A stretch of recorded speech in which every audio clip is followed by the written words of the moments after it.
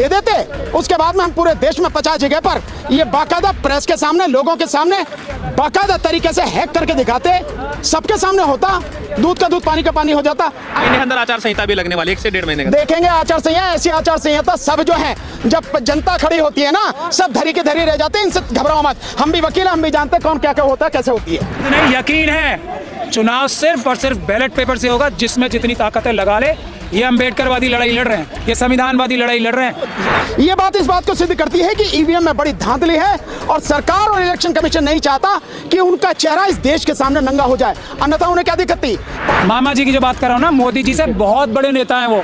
आज वो भीगी बिल्ली बन के क्यों चुप बैठ गए? क्योंकि मोदी जी और अमित शाह ने कहा है पीछे हटो, तुम्हारी क्या औकात है, वोट तो सारे हमने ईवीएम से लिए हैं, कौन हो तुम, और भगा दिया ना।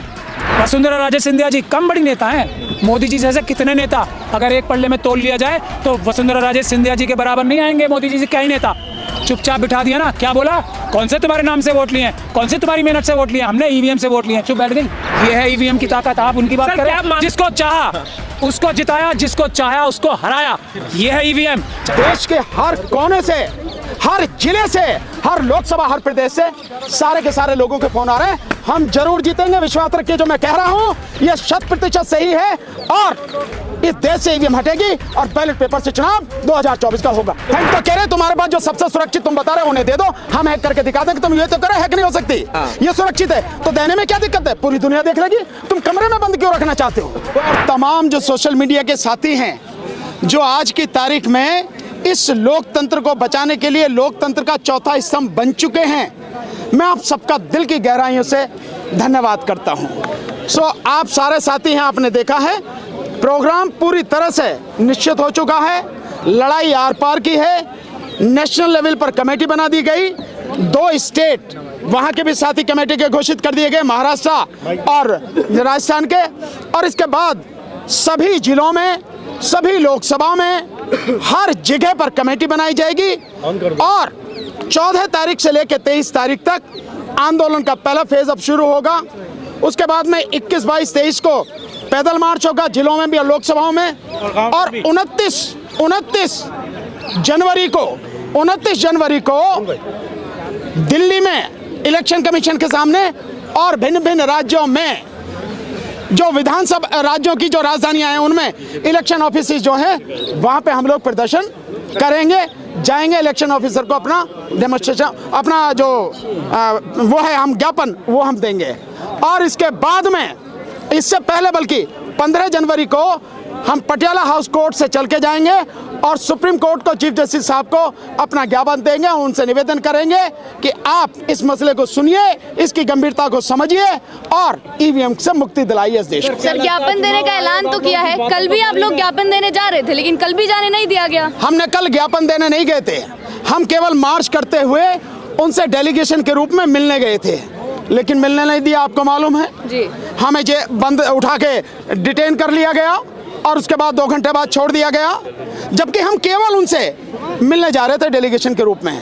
ये बात इस बात को सिद्ध करती है कि ईवीएम में बड़ी धांधली है और सरकार और इलेक्शन कमीशन नहीं चाहता कि उनका चेहरा इस देश के सामने नंगा हो जाए, अन्यथा उन्हें क्या दिक्कत थी। 50 ही तो मांगी थी हमने ईवीएम मशीनें, 50 बैलेट यूनिट, 50 कंट्रोलिंग यूनिट और 50 वीवीपैट हमें दे देते, उसके बाद में हम पूरे देश में 50 जगह पर ये बाकायदा प्रेस के सामने, लोगों के सामने बाकायदा तरीके से हैक करके दिखाते, सबके सामने होता, दूध का दूध पानी का पानी हो जाता। अगर नहीं जाने दिया, इसका मतलब साफ है कि में बड़ी जबरदस्त धांधली है, गड़बड़ी है। सर, जिस मशीन को आप हैक करके दिखाते हैं और जो मशीन इलेक्शन कमीशन के पास है जिससे वोटिंग होता है, क्या वो सेम है? हमें नहीं पता सेम है या नहीं है, हम तो कह रहे हैं तुम्हारे पास जो सबसे सुरक्षित तुम बता रहे हो उन्हें दे दो, हम हैक करके दिखा देंगे। तुम ये तो करो, हैक नहीं हो सकती, ये सुरक्षित है, तो देने में क्या दिक्कत है, पूरी दुनिया देख लेगी।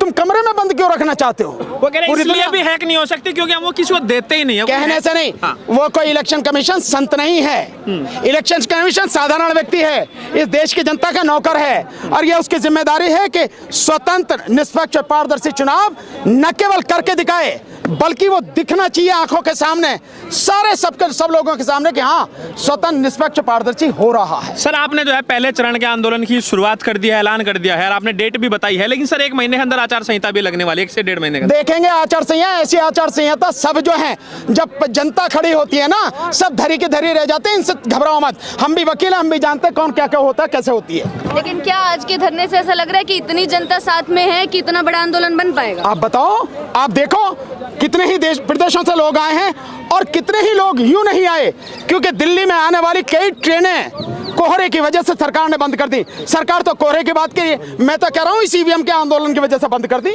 नहीं तो बहुत साथी होते। और इसके अलावा ठंड है, इसकी वजह से ये हुआ है।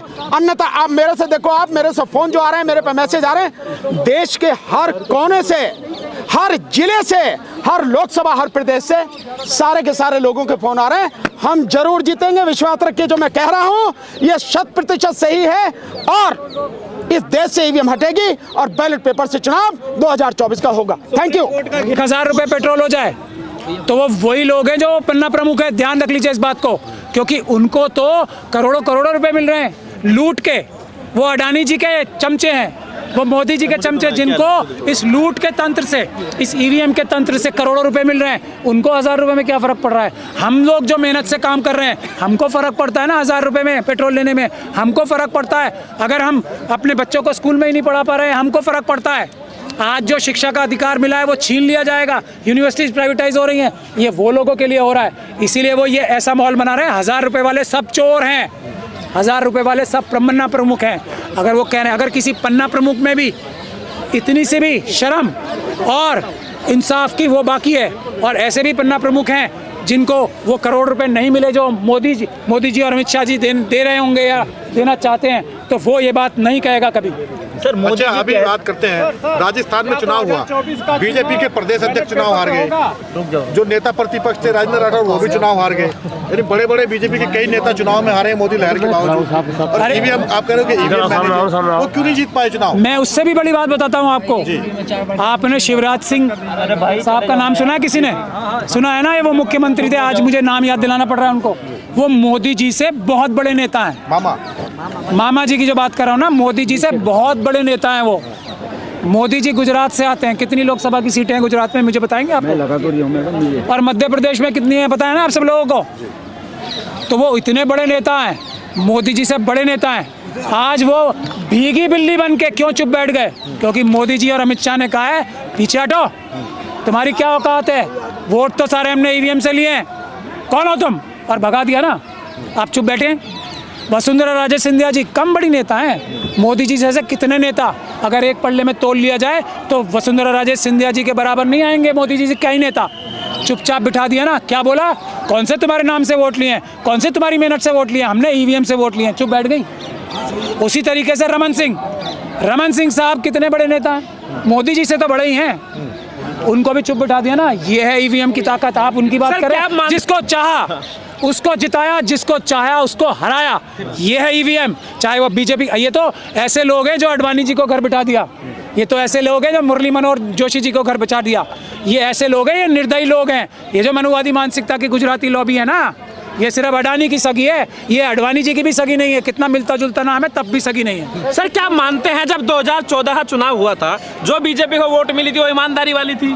उसमें एक बहुत बड़े नेता थे कांग्रेस में, वो आरएसएस के एजेंट थे, मोदी जी और ये अमित शाह के एकदम मिले हुए व्यक्ति थे। वो एकदम तीनों की तिकड़ी थी, वो दुनिया जानती है। आज मैं नाम नहीं ले रहा हूँ जान के उनका।